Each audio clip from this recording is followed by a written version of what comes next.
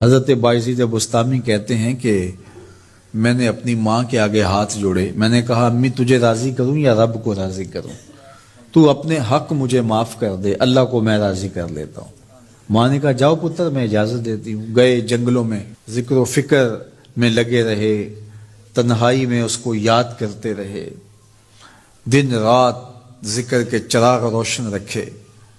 12 سال گزر گئے حق کی تلاش میں۔ ایک دن واپس بستام کے قریب سے گزر رہے تھے، خیال آیا چلتے چلتے ماں کو سلام کر جاؤں۔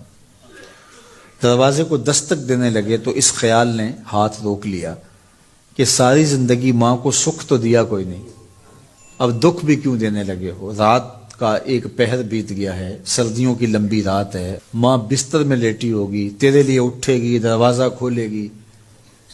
دروازے کے ساتھ ہی لگ کے بیٹھ گئے اور ساری رات کاٹ دی، اس خیال سے کہ ماں کو تکلیف نہ ہو۔ جب سحری کا وقت ہوا تو اندر سے جو نالی آتی تھی اس نالی سے پانی آیا، سمجھ گئے میری ماں تہجد کے لیے اٹھی ہے اور وضو کا پانی ہے، تو فوراً دروازے پہ دستک دی۔ اندر سے آواز آئی بیٹا بایزید میں ابھی آئی۔ مائیں بیٹوں کے دستک کے انداز سے جان لیتی ہیں یہ کس بیٹے کے ہاتھوں کا لمس ہے۔ 12 سال کے بعد آئے، دستک دی، کہا بیٹا بایزید میں ابھی آئی۔ ماں کی تو نگاہیں ہی دروازے پہ رہتی ہیں۔ اللہ اکبر۔ کہتے ہیں کہ ماں نے دروازہ کھولا، 12 سال جنگلوں کی خاک چھانتے بیت گئی تھی، پراگندہ صورت، بکھرے ہوئے بال، پھٹے ہوئے کپڑے۔ میری ماں کی جب نگاہ میرے پہ پڑی تو اس کی چشمان سے موٹے موٹے آنسو ٹپکنے لگے، اور اس نے ایسے ہاتھ پھیلا کے کہا مالک میرا بیٹا بایزید تیری طلب میں نکلا تھا، تو نے ابھی تک اسے اپنا قرب نہیں دیا۔ حضرت بایزید بستامی کہتے ہیں 12 سال کی ریاستوں سے جو کچھ نہیں ملا تھا ماں کے اٹھے ہوئے ہاتھوں سے مل گیا۔ میں نے کہا مالک میں تجھے کہاں ڈھونڈ رہا ہوں، تو کہاں موجود ہے؟ تو ماں باپ کی رضا اللہ کی رضا کا دروازہ کھولتی ہے۔ جن لوگوں کے ماں باپ ناراض ہیں اور وہ جا کے پیر صاحب کی خدمت کرتے ہیں، اور میاں ماں کے قدم چومو، باپ کی ٹانگیں دباؤ، ان کی خدمت کرو، تمہارے پہلے مرشد وہ ہیں، ان کو راضی کرو، پھر کسی شیخ کامل کی صحبت میں آنا، دیکھو کیسے دل کی بند کھڑکیاں کھلتی ہیں۔ ایک مرشد تو ناراض کر آئے اور دوسرے مرشد سے تمہیں کیا ملے گا؟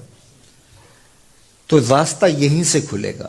والدین کو کبھی ناراض نہ کرو، والدین کو کبھی دکھ نہ دو، والدین کو کبھی تکلیف نہ پہنچاؤ، اور والدین کو بھی چاہیے کہ اپنی اولاد کو اپنا نافرمان نہ بنائے۔ ایک بزرگ فرماتے ہیں کہ مجھے برابر 30 سال ہو گئے ہیں کہ میں اپنی اولاد کو کوئی حکم ہی نہیں دیا، کوئی حکم نہیں دیا۔ کوئی چیز مجھے چاہیے بھی ہوتی ہے تو میں بصیغہ امر نہیں کہتا، بلکہ ایسی بات کر رہی ہے، پانی چاہیے تو یہ نہیں کہتا بیٹا پانی لے کر آؤ، میں ویسے کہتا ہوں پیاس لگی ہوئی ہے، تو اگر وہ سمجھ جائے اور وہ خود لے آئے تو اچھی بات ہے، لیکن اگر وہ نہ لائے تو میں نے اس کو حکم ہی نہیں دیا، امر ہی نہیں کیا، تو اس امر کی مخالفت ہی لازم نہیں آئے گی۔ تو کہا 30 سال برابر گزر گئے ہیں، میں نے اپنی اولاد کو حکم نہیں دیا کہ کہیں وہ میری نافرمان نہ ہو جائے، چونکہ اگر وہ نافرمان ہو گئی پلے کچھ نہیں رہے گا۔ جو اولاد ماں باپ کی نافرمان ہوتی ہے وہ ہوا میں بھی اڑیں، وہ چرخ پہ بھی جھولیں، وہ زمین پہ گرنے والی ہوتی ہیں، کبھی کامیاب نہیں ہو سکتی وہ اولادیں جو ماں باپ کی گستاخ، بے ادب اور نافرمان ہوتی ہیں۔